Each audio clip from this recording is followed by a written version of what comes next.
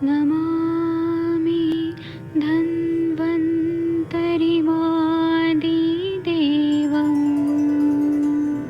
सुरासुरैर्वन्दितपादपद्मम् लोके जरामृत्युनाशम्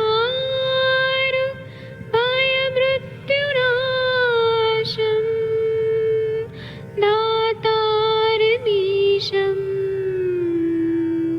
विविधौषधीनां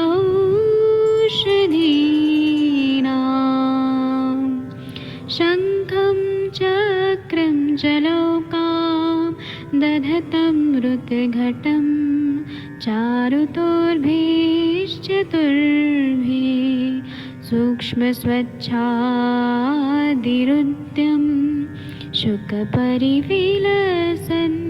मौलिमं भोजनेत्रम् कालाम्बोदोज्ज्वलाङ्गं कटितटविलसत् चारुपीताम्बराढ्यं वन्दे धन्वन्तरिन्तं निखिलगदमिव प्रौढदावाग्निनीलम्।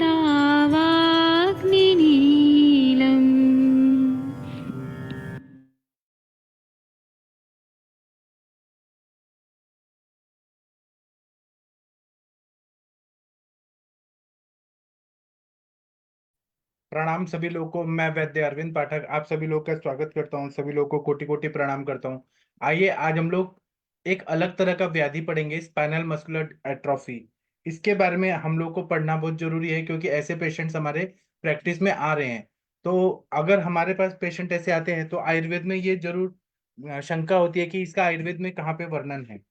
तो स्पाइनल मस्कुलर एट्रोफी जब होता है तो उसमें एलोपैथी की भाषा में क्या बताया है, अपने हैरिसन के बुक में या डेविडसन के बुक में क्या बताया है, तो उसको पहले समझेंगे। और आयुर्वेद में उरुस्तंभ का सारा सिम्टम्स मैच होता है, तो उसके पैरेलल हम लोग समझ के और चिकित्सा करेंगे। तो मैं सभी लोग का स्वागत करता हूँ। यहाँ पर अनम्यूट करने का भी ऑप्शन देता हूँ। आप लोग जो भी अपना अपना अनुभव यहाँ पे शेयर करना चाहते हैं जरूर कर सकते हैं।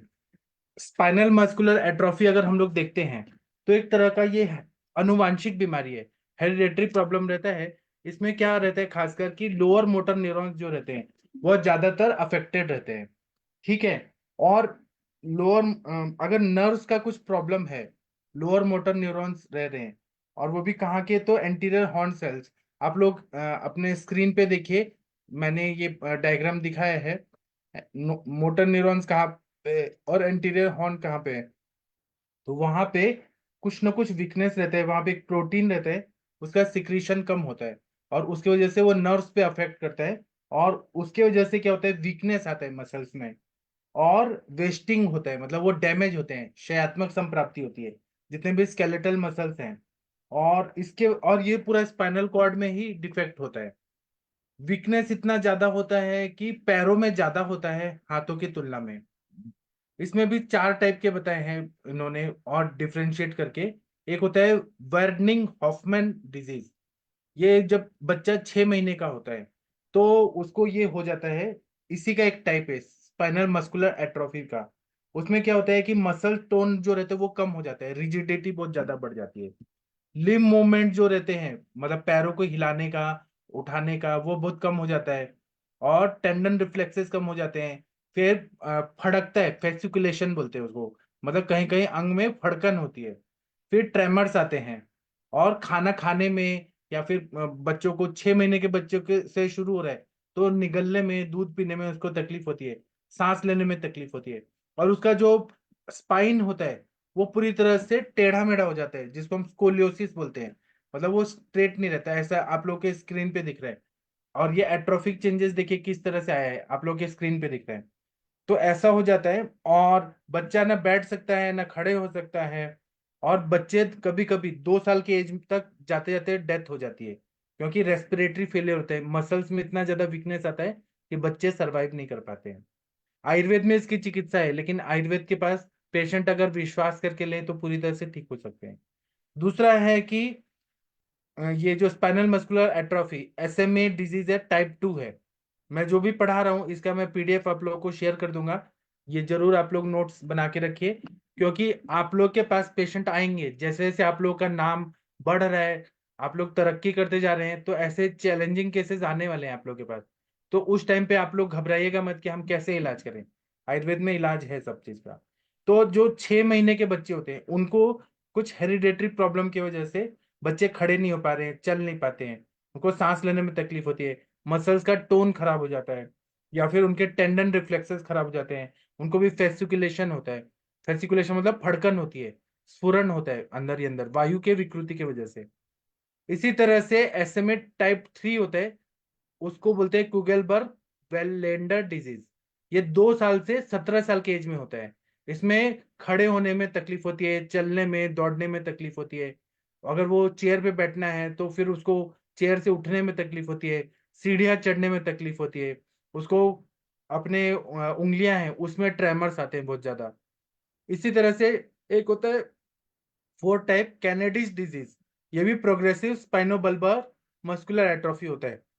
ये 15 साल से 60 साल के एज में होता है।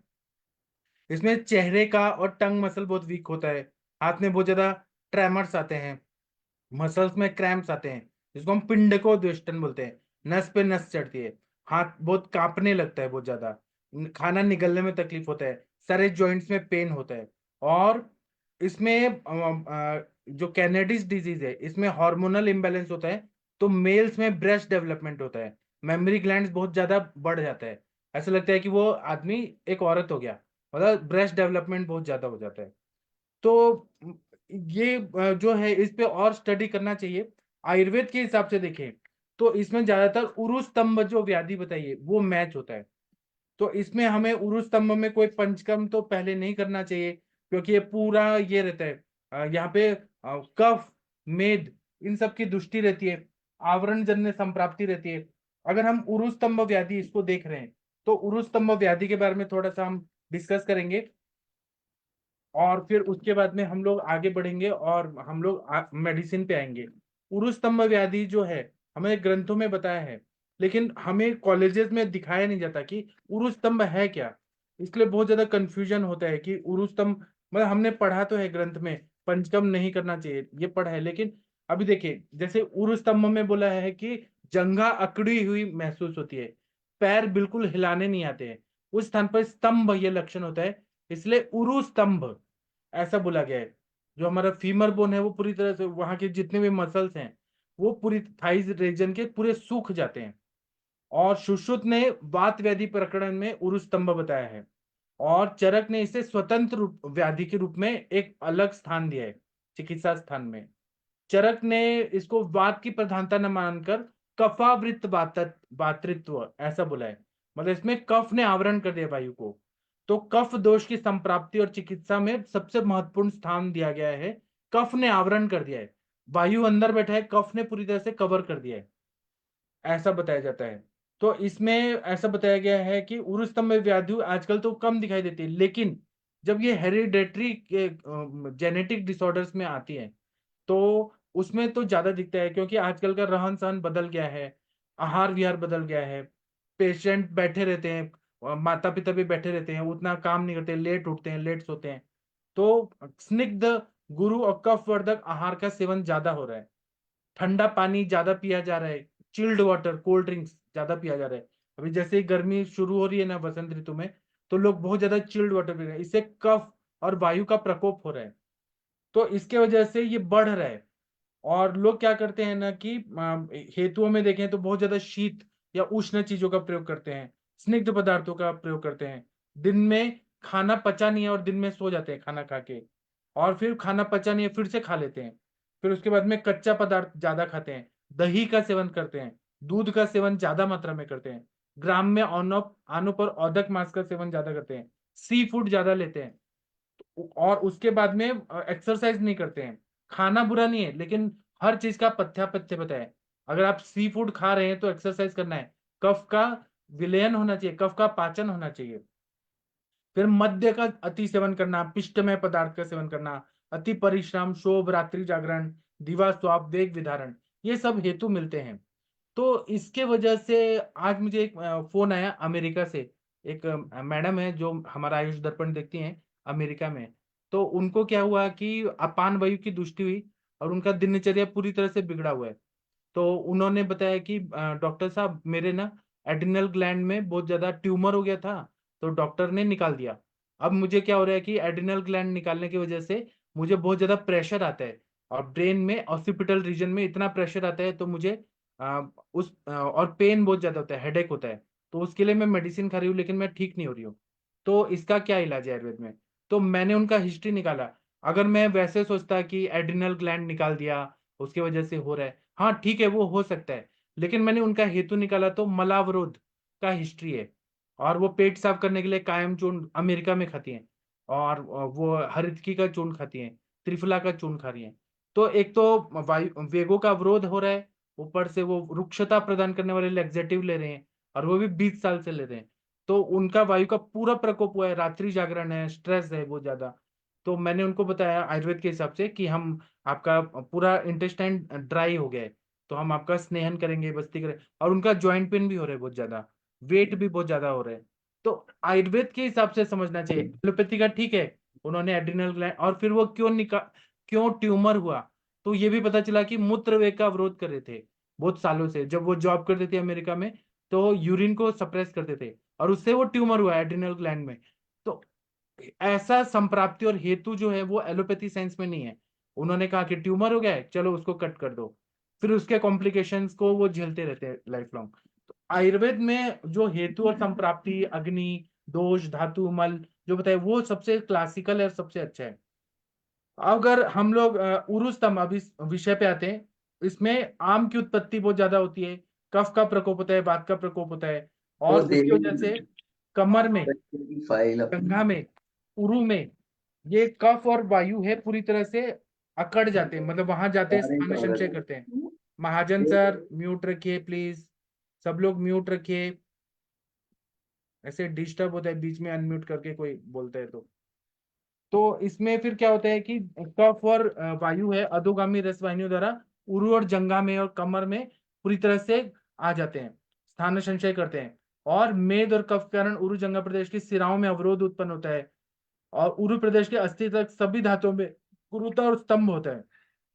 आम दोष, कफ दोष, मेद के कारण वायु का अवरोध होता है, और उरुष प्रदेश जो है शीत, स्तब्ध और अचेतन हो जाते हैं, और उरु स्तंभ ये हो जाता है। मतलब यहाँ पे आम उत्पत्ति पहले हो रही है, जो भी हेतु का सेवन हो रहा है आम की उत्पत्ति हो रही है, कफ का भी प्रकोप हो रहा है।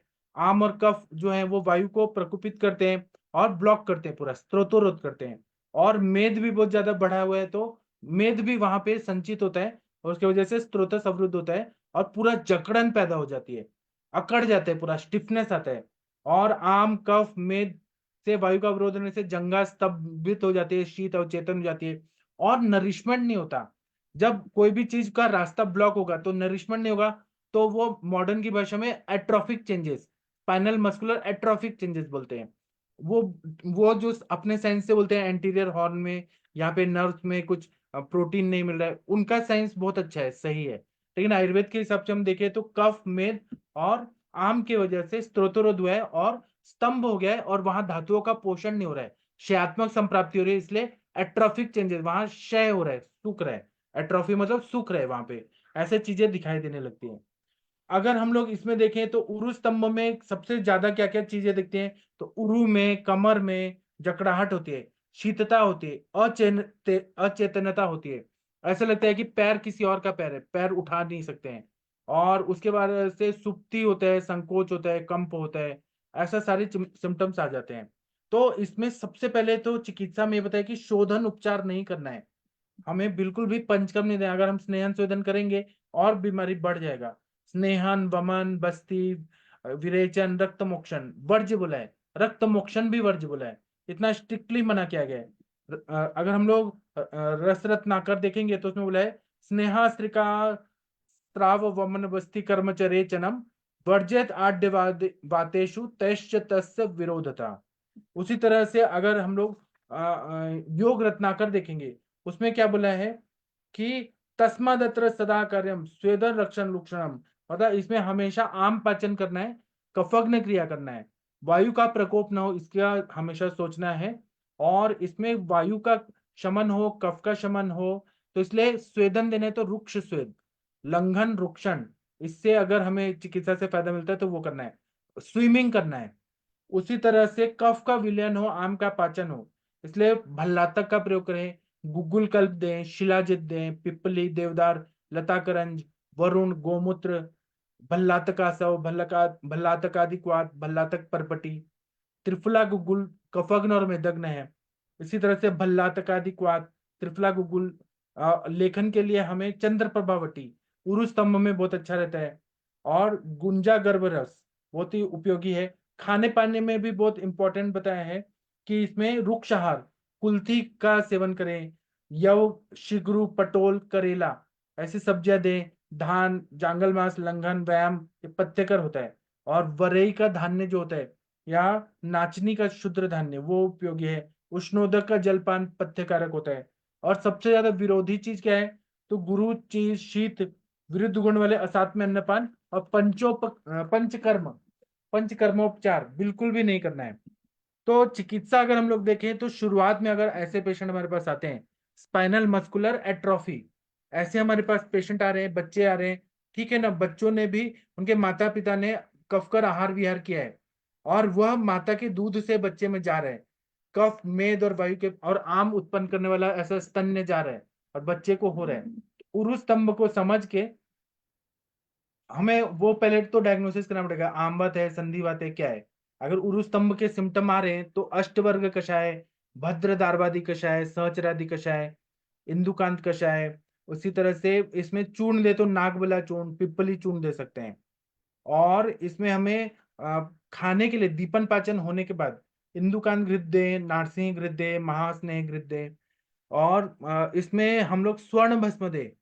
और इसमें हम लोग मतलब हमें चिकित्सा ऐसे देना है, कफग्न और मेदोग्न, कफ का शमन करने वाले, जैसे पिप्पली रसायन, भल्लातक रसायन, लांगली रसायन, ये देने से बहुत अच्छा फायदा होता है।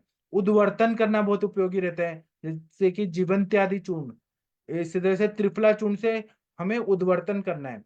और जब दीपन पाचन हो जाए, कफग्न मेदग्न कार्य हो जाए, मसल्स को स्ट्रेंथ देना है, तो मुस्तादी, राज यापन बस्ती, अनुवासन बस्ती, धानवंतर तेल का देना है, या सहचरादी तेल का बस्ती देना है। नस्य में सहचरादी बस्ती देना है, कार्पस इत्यादि तेल, क्षीरबला तेल, ऐसे हमें देना है। अभी मैं थोड़ा रुकता हूँ, फिर आप लोग कुछ बोलिए, फिर हम आगे बढ़ेंगे। अभी हम चर्चा सत्र शुरू कर रहे हैं। सूरज जी, आपने ये केस समझा जो मैं बता रहा हूँ, आपको कुछ समझ हेलो आया? सर। समझा। जी मतलब एक डाउट था सर जी। कि मतलब हमें मतलब कफ और मेदग्न ड्रग्स यूज करने फिलहाल, तो हमें मतलब ये कब पता चलेगा कि मतलब कफ और मेद का मतलब ये हो गया है, मतलब जो आवरण हमको निकालना है वो निकल चुका है, और हाँ, तो बस्ती स्तंभ वगैरह। जो है ना सर, उरु हम्म, स्तंभ, स्तंभ का जो है प्रोसेस वो कम हो जाएगा, वहां पे लूज हो जाएगा। जो स्टिफनेस है, हम्म। स्टिफनेस क्यों आए, अभी जैसे मेरे पास ऐसे उरु स्तंभ के पेशेंट है, उनके मसल्स का, बैक के मसल्स जो थे लंबर एरिया में पूरा सूख गए थे, और उनका कमर से नीचे पूरा स्टिफनेस था, जैसे लकड़ी होता है ना उस तरह से स्टिफनेस था। पेन किलर, स्टेरॉइड खाते थे। तो जब मैंने कफग्न, मेदोग्न, आम पाचन दवाई दिया, तो वो स्टिफनेस कम हो गया, फ्लेक्सिबिलिटी आ गई। हाँ, मतलब फ्लेक्सिबिलिटी आने के बाद पेशेंट में हम मतलब बस्ती वगैरह का ट्राई कर सकते हैं। हाँ जी। हाँ सर। ठीक है, और किसी को कुछ बताना है तो बताइए। सब पेशेंट उरु स्तंभ के नहीं होंगे, जो मैं स्पाइनल मस्कुलर एट्रोफी बोल रहा हूँ, डिस्ट्रॉफी नहीं है, एट्रोफी है। और मॉडर्न के भाषा में देखिए क्या बताए, spinal muscular atrophy, SMA, mutation in the SMN1 gene, deficiency in SMN protein. एक इसका नाम ही दिया है, spinal muscular atrophy gene protein. इसकी वजह से splicing defects in motor neurons, loss of motor neurons in the anterior horns of the spinal cord prevents signaling between the brain and the skeletal muscles, ऐसा बताएं। Progressive muscle weakness and atrophy, वो मतलब allopathy की भाषा में इसको इस तरह से बताया गया है। एनाटोमिकली क्या क्या चेंजेस होते हैं, प्रोटीन नहीं मिलता इसलिए। आयुर्वेद में बात पित्त कफ से बताया है। तो कफ, मेद और आम की वजह से ये सारा स्त्रोतोरोध हो जाता है, ऐसा बताया गया है। कुछ बोलना चाहते हैं तो बोलिए। पल्लवी मैम, आप कुछ बोलना चाहती हैं?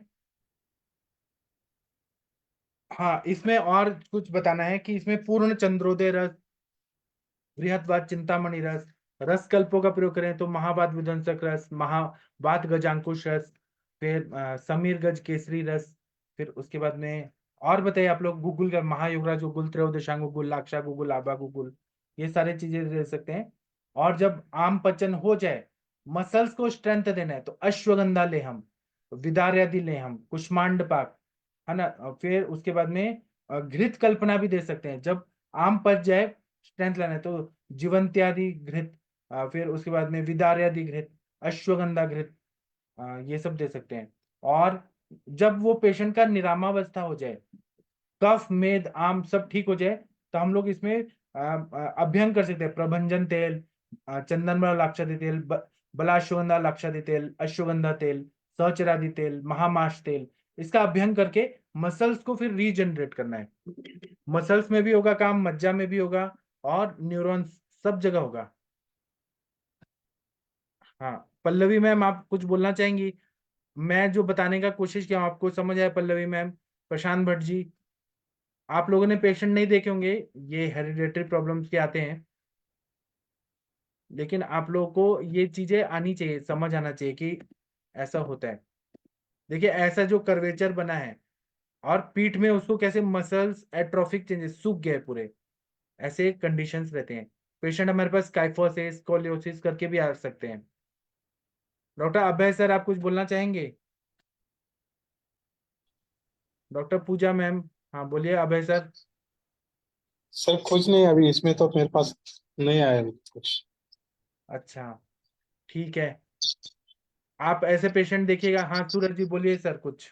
हेलो सर, मतलब स्तंभ उरु में है तो स्तंभ किधर भी लेके, मतलब उरु स्तंभ का मतलब उरु प्रिंसिपल स्तंभ लेके। मतलब कमर से लेके नीचे तक पूरा स्तंभ हो जाता है, पूरा स्टिफ हो जाता और मतलब अगर बॉडी में किधर और स्तंभ है उरु स्तंभ जैसा, तो उसको मतलब उरु स्तंभ के लाइन ऑफ ट्रीटमेंट लेके मतलब कर सकते हैं या नहीं है। चलता हाँ, वैसा? कफग्न, मेदोग्न और आम पाचन, और वायु का शमन, वायु का अनुलोमन। और कहीं सर पर भी एक, स्तंभ है तो कफ के वजह से ही होगा ना, कफ और वायु की वजह से ही होगा। हाँ हाँ सर। और सर एक मतलब सुश्रुत में एक रेफरेंस आया था कि इसमें मतलब षडधरण चूर्ण भी यूज कर सकते हैं हाँ, बराबर आमाशयगत आम का पाचन करने के लिए। बराबर। और सर इसमें एक बताया था चरक संहिता में कि अ, हनी के शरबत, मतलब मधाचे सरबत मराठी में लिखा है इधर। मधुदक, हाँ। तो सर इसका भी इस्तेमाल कर सकते हैं क्या शमन करने के 100%, लिए? क्योंकि वो कफग्न भी है, मेदोग्न भी है। हाँ सर। हाँ, तो ना कहीं पर भी स्तंभ हो रहा है, और वो आम बात की वजह से भी स्तंभ हो रहा है, तो वहां पे हमें स्नेह तो देना नहीं है। आम बात की वजह से बहुत ज्यादा स्टिफनेस है तो रुक्ष स्वेद ही बोला है ना। लाइन ऑफ ट्रीटमेंट सेम ही रहती है, लेकिन वो बीमारी समझ आना चाहिए कि क्या चीज है, उरु स्तंभ है कि नहीं है। लोग क्या करते हैं मालूम है? उरु स्तंभ के पेशेंट है तो चलो बस्ती देना शुरू करते हैं, तेल का मात्रा बस्ती, और उससे और कॉम्प्लिकेशन बढ़ते हैं, पेशेंट छोड़ देता है, और कितनी बदनामी होती है कि हम गए थे, उससे और प्रॉब्लम बढ़ गया। ऐसा चिकित्सा नहीं करना है, हमें अच्छे से डायग्नोसिस करते हुए आना चाहिए। उसके लिए बार बार पढ़ना है, बार बार समझना है हर चीज। ठीक है। और डॉक्टर प्रशांत भट्ट जी, आप कुछ बोलना चाहेंगे? कोई केस दूसरा बताना चाहते हैं तो बताइए सर। कुछ बोलिए प्लीज आप लोग। डॉक्टर हरिहर सर, आप कुछ बोलना चाहते हैं? सर मैं बोल सकती हूँ। हाँ, जरूर बोलिए मैम। सर मैं काका जी के पास आई हूँ। अच्छा, तो पाँव दिखाऊं क्या आपको? हाँ दिखाइए। चलिए, वीडियो ऑन करिए मैम।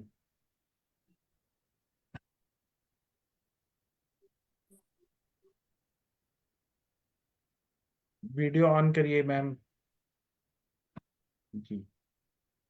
नमस्ते काका जी। हेलो। प्रणाम काका जी। How are you? कैसा हाँ, फील? Very fine sir. आपको आपका कैसा फेस फील? नजर नहीं आ रहा है। मेरा फेस देखना है? मैं आपके जैसा स्मार्ट तो हूं नहीं, रुके मैं वीडियो करने का कोशिश करता हूँ। आप तो कितने स्मार्ट है सर? क्या बोले? आप कितने स्मार्ट हैं, मैं आपके जैसा इतना स्मार्ट तो हूं नहीं। नहीं नहीं नहीं नहीं। आप प्लीज आप झूठी तारीफ मत कीजिए। जी चलिए, अगर मैं आपको दिख रहा हूँ तो आप देखिए। आप मेरे को हाँ यस। हेलो। प्रणाम प्रणाम सर। प्रणाम। तो आपको कैसा फील हो रहा है सर? बहुत पेन कंटिन्यूस है। चलने में कोई प्रॉब्लम नहीं है। अगर आप दूसरा कोई काम करते रहो तो वो ओवरलुक हो जाता है। तो इसलिए मैं पूरा मोस्ट पॉसिबल टाइम बगीचे में काम करता हूँ। फिर कंप्यूटर में पीसी में बैठ के कुछ गाना वाना सुनते रहता हूँ। अभी परसों की बात है, रात को 1 बजे तक मेरे को नींद आई। बहुत पाँव बहुत गर्म हो रहा था। फिर मैं नलके के नीचे 5 मिनट रखा। फिर ठंडा हो गया। और ठीक। अभी मैं। जी हाँ बोलिए। आप बोलिए सर, कंप्लीट करिए। हाँ। फिर 5 मिनट पानी के नीचे रखने के बाद ठीक हो गया। फिर 4 बजे तक नींद आई। फिर फिर 4:30 5:45 बजे फिर जग गया। फिर 5 बजे उठ के चाय वगैरह बना के पी लेता हूँ और फिर कंप्यूटर पीसी वगैरह में बैठता हूँ। तो बैठने का काम ज्यादा रहता है सर? अभी क्या करें, मैंने 11:30 बजे तक बगीचे में काम करता हूँ। फिर 3 बजे के बाद और बाकी दिन फिर सोता नहीं तो कंप्यूटर में बैठता हूँ या पेपर वगैरह पढ़ते रहता हूँ। ठीक है। वीना मैम, आप क्या क्या दवाइयाँ दी हैं डीबीटी के क्या बोले? लिए? वीना मैम को दीजिए एक मिनट। हाँ डॉक्टर सर, वीना, नमस्ते। आप हाँ, क्या क्या मेडिसिन दे रही हैं इनको? आप बोल दिए थे, सब दिए। नित्यानंद रस नहीं मिल रहा सर। आप अभी पुणे में आए ना, हाँ तो आ गया। मुझे भेज दिया, तो वो चालू करेंगे। और क्या दे रही हैं आप? अम, रक्तपाचक दे रही हूँ। हाँ महावात विध्वंस दे दिया है। हाँ। अम, और स्वर्णमाक्षिक दिया है। अच्छा। हाँ, और सर हमारे बस्ती नहीं ले रहे हैं ना? ताप्यादी लोह दिया है सर। जी, बस्ती नहीं ले रहे हैं ना? बस्ती अभी वो ले रहे, तैयार है वो। क्या चीज का बस्ती दे रही हैं? नहीं, आप बोलो तो जो तिक्तक आप शीर बोलेंगे। बस्ती, जो आपका सर्वश्रेष्ठ चिकित्सा है, तिक्तक शीर बस्ती। हाँ, शुरू करती हूँ तिक्ता शीर बस्ती कल से। उसमें तिक्तक घृत डालिए या हाँ, पंचतिक महातिक्ता घृत। घृत ही देती हूँ सर। ठीक है। और रक्त मोक्षण करा दीजिए। और तेल में प्रभंजन तेल, कोकिलाक्षार या और प्रसारिणी तेल, उसे अभ्यंग करे। या चंदनमला लाक्षादी तेल का मात्रा बस्ती अल्टरनेट डेज, या शीरबला तेल का मात्रा बस्ती। ओके, दे दूंगी। तिक्ता शीर बस्ती के साथ एक दिन एक और दूसरे दिन मात्रा बस्ती देती हूँ। ठीक। एक बार पैर दिखाए वीना मैम। उनका पैरों में रेडनेस है क्या? रेडनेस कम हो गया, ब्लैकनेस ज्यादा है सर। हाँ, सब ठीक हो जाएगा, ये सब ठीक हो जाएगा। आपको जलौका वहां पे लगाना चाहिए, वो अच्छा रहेगा। जलो का कहाँ पे लगाऊं सर? जहां पे जलौका खुद लग जाए। नहीं, जहाँ पेन ज्यादा है वहां पे जलो का लगाऊं क्या? हाँ, लेकिन वो लगेगी क्या आपको? पिन मतलब ऐसे कट करके लगाना पड़ेगा। हाँ, करती हूँ। जलौका खुद लगना चाहिए। चलिए, मैं और लोगों को बुलाता हूँ। डॉक्टर प्रशांत भट्ट जी, आप डीवीटी या वात रक्त की चिकित्सा में कुछ बताइए अपना अनुभव। अब प्रशांत भट्ट जी सुन पा रहे हैं तो? हाँ सर, प्रणाम सर। प्रणाम सर, बताइए सर। सर आपने बहुत अच्छा बता दिया है जो भी ये मैडम कर रही हैं। जनरली क्या होता है कि ऐसे पेशेंट जब हम मतलब मेरे पास आते हैं तो उसमें हम रक्त मोक्षण कर सकते हैं, है ना। इसको हर 15 दिन में आप इनको लीच थेरेपी कराएं तो उससे बहुत फायदा होता है। यहाँ पे आपने बता ही दिया कि यहाँ पे तिक्तशीर वस्ती और मात्रा वस्ती को अल्टरनेट डेज अपन देके इसको ठीक कर सकते हैं सर। इसके बाद इसमें अपन सर ओरल मेडिकेशन में आप इसमें रसपाचक, रक्तपाचक, कचनार गुगुल, आरोग्य वर्धनी बट्टी, आम पाचक, शिला सिंदूर, अभ्रक भस्म और आपका और भी मतलब आपका जो मतलब श्रोत अवरोधों को खोले वो चिकित्सा आप यहाँ पे करें तो इससे काफी फायदा होता है। और ऐसे पेशेंट टाइम बहुत लेते हैं ठीक होने में, 1.5 साल 2 साल तक लग जाते हैं कभी कभी। तो यही चिकित्सा बदल बदल के दें तो ये ठीक हो जाता है। जी सर। जी, बहुत बढ़िया बताया सर आपने। और किसी का कोई अनुभव है वात रक्त या डीवीटी में? अभय सोनावने सर, आप कुछ बोलना चाहेंगे? पल्लवी मैम, किसी को कुछ बताना है तो बता सकते हैं यहाँ पर। Hello sir. हाँ सर, मतलब बताइए। ऐसा कर सकते हैं क्या अपन, मतलब एक दिन पहले रक्तमोक्षण करने के एक दिन पहले, मतलब रात को सोते टाइम उनको मतलब महातिक्तक घृत देने का गर्म पानी के साथ। उससे मतलब वो महातिक्तक घृत से मतलब रक्त की अच्छे से शुद्धि हो जाएगी। और घृत पान इसलिए कि रक्तमोक्षण करने से पहले अगर घृत पान करते हैं तो मतलब रक्तमोक्षण से वात प्रकोप का मतलब उपद्रव नहीं होता, इसलिए बराबर। वो भी अच्छा रहेगा। जी, सही बताया। मैम आप ये करिएगा। इसमें वीना मैम को तो सब आता ही है, सब कुछ। डॉक्टर गंगवार सर, आप कुछ बताना चाहेंगे? आपने डीवीटी के पेशेंट या वात रक्त के पेशेंट में क्या लाइन ऑफ ट्रीटमेंट यूज किया है? इसमें चरक संहिता में बोधिसत्व का ऐसे बोला है, मतलब पीपल के वृक्ष का पंचांग प्रयोग करें तो वो बहुत अच्छा फायदा करता है। पीपल का क्वाथ, है ना? वीना मैम आप करिएगा। और कैशोर गुगुल दीजिएगा, पंचतिक्त घृत गुगुल और अमृता गुगुल। ये मतलब जिसमें गुडुचि है, संशमनी वटी, उससे ज्यादा फायदा होगा, आवरण जन्य संप्राप्ति ठीक होगा।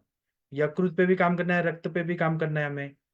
तो आरोग्यवर्धिनी वटी, ताप्या दिलो, ये सब तो आप दे ही रही हैं। वीना मैम आप हैं कि चली गई? शायद मैम तक आवाज नहीं जा रही है। हाँ, और कोई कुछ बोलना चाहते हैं क्या?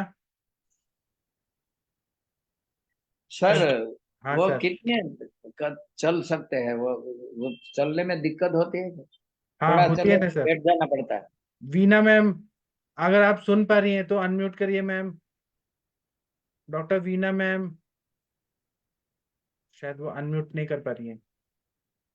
सर चलने में दिक्कत होती है, थोड़ा चले हाँ, तो बैठ चलने में जाना। दिक्कत होती है, जलन होती है। उन्होंने कहा ना कि आज इतना जल रहा था तो नल के नीचे पानी बहते हुए रखा, तब उनका दर्द शांत हुआ। बहुत ज्यादा जल रहा था। आर्मी में ऑफिसर थे ना, तो इसलिए वेग धारण और पित्तवर्धक आहार विहार का सेवन किया है। जी। पल्लवी मैम तो बोल ही नहीं रही हैं, शायद कुछ बिजी हैं। डॉक्टर शशि प्रकाश सिंह सर, आप कुछ बोलना चाहते हैं क्या? तो आज का जो टॉपिक था स्पाइनल मस्कुलर एट्रोफी, ऐसे ऐसे पेशेंट आपके पास आएंगे तो आप उनको देखिए कि उरु स्तंभ व्याधि है क्या, या स्पाइनल कॉर्ड में क्या प्रॉब्लम है। उनका एमआरआई सीटी स्कैन देख के और चिकित्सा करने का कोशिश करेगा। आयुर्वेद की सबसे आम बात है वात रक्त है, संधिवात है, मसल्स में क्या चीजें चेंजेस हैं, उस हिसाब से हमें अच्छे से डायग्नोसिस करते हुए आना चाहिए। हाँ, प्रशांत भट्ट जी बोल रहे हैं नित्य विरेचन देना है। वीना मैम अगर आप सुन रही हैं तो अंकल को आप जरूर दीजिए नित्य विरेचन चिकित्सा दीजिए, रक्त शोधक चिकित्सा। ये दे रही हैं सर, रक्तपाचक वगैरह दे रही हैं। हाँ सूरज जी, कुछ बोलिए आप। हेलो सर, मतलब कुष्ठग्न महाकषाय है ना, उसमें आरगवत का उल्लेख आया था। वो मतलब मृदु विलेचक है। और जी। कुष्ठग्न कषाय मतलब वात रक्त की संप्राप्ति भी मतलब कुष्ठ से मतलब बहुत मिलती है। तो जी। इसमें आरगवत का कोई कल्प हो तो उसको मतलब मृदु विलेचक के तौर पे यूज किया जा सकता है, ऐसा मतलब लगता है मेरे को। बराबर। हाँ, और एक और चीज, अभी हम इस टॉपिक पे आते हैं कि स्पाइनल मस्कुलर एट्रोफी है तो हम लोग पंचकर्म नहीं कर सकते, लेकिन स्त्रोतोरोध को दूर करने के लिए आसवरिष्ट दे सकते हैं। तो अश्वगंधा रिष्ट है, बला रिष्ट है, देवदारवा रिष्ट है, कार्पास मुलासव है। और बलारिष्ट अश्वगंधा रिष्ट जो है वो बहुत ज्यादा स्त्रोतोरोध दूर करता है। आसव रिष्ट का प्रयोग हम लोग कर सकते हैं, जैसा कंडीशन हो। आप पिपल ल्यासव भी दे, दीपन पाचन, ग्रहणी कला की दृष्टि है कि नहीं वो देखना पड़ेगा। और सहचरादि कषायम, विदार्यादि कषायम, धानवंतर कषायम, महारासनादि कषायम, बलाश्वगंधादि कषायम, ऐसे काढ़े बहुत सारे दे सकते हैं। मैंने स्वर्ण कल्प बता दिया, रसकल्प बता दिया, गूगल कल्प बता दिया। इन सब का प्रयोग करने से फायदा होता है। लेप कल्पना भी दे सकते हैं, अगर हमारे पास कुछ जैसे कि उद्वर्तन के लिए कोल कुलत्थादि चूर्ण है, उसका हम लेप लगाएं, उष्ण उष्ण होता है, उससे कफ और मेद का अच्छे से पाचन होके और फिर शमन हो जाता है। तो लेप कल्पना भी अच्छा है, उद्वर्तन कल्पना भी अच्छा है। लेकिन स्नेहन स्वेदन वमन विरेचन बस्ती रक्त मोक्षण नहीं करना है पहले के शुरुआत की अवस्था में, बाद में कर सकते हैं। निरामावस्था आने पे कर सकते हैं। बाकी कुछ कोई बोलना चाहते हैं? कोई सर ये और? लेप हाँ, लेप मतलब हर रोज किया तो चलता है या अल्टरनेट मतलब गैप ले लेके करने का? हर रोज कर सकते हैं। और सर जिस तरह से हम लोग आम का पचन करने के लिए लंघन करते हैं इंटरनली, वैसे लेप कल्पना भी दोषों का पाचन करता है, वो लंघन करता है, वहां पे स्त्रोतोरोध को दूर करता है। हाँ सर। जी। लेप कल्पना पे मैं एक लेक्चर लूंगा, तो मैं आप लोग को और डिटेल में बताऊंगा। उसका बहुत ज्यादा अच्छा सा रिजल्ट आता है हर व्याधि में, लेप कल्पना, उसका मैं एक लेक्चर लूंगा। ठीक है, तो अभी मैं सेशन बंद करता हूँ। अब हम 8:15 पे मिलेंगे, फिर क्लिनिकल संभाषण शुरू करेंगे। जो लोग भी पेशेंट लेके आना चाहते हैं वो 8:15 बजे आइए और हम लोग केस टेकिंग करेंगे। तो मैं सेशन बंद करता हूँ। थैंक यू, प्रणाम सभी लोगों को।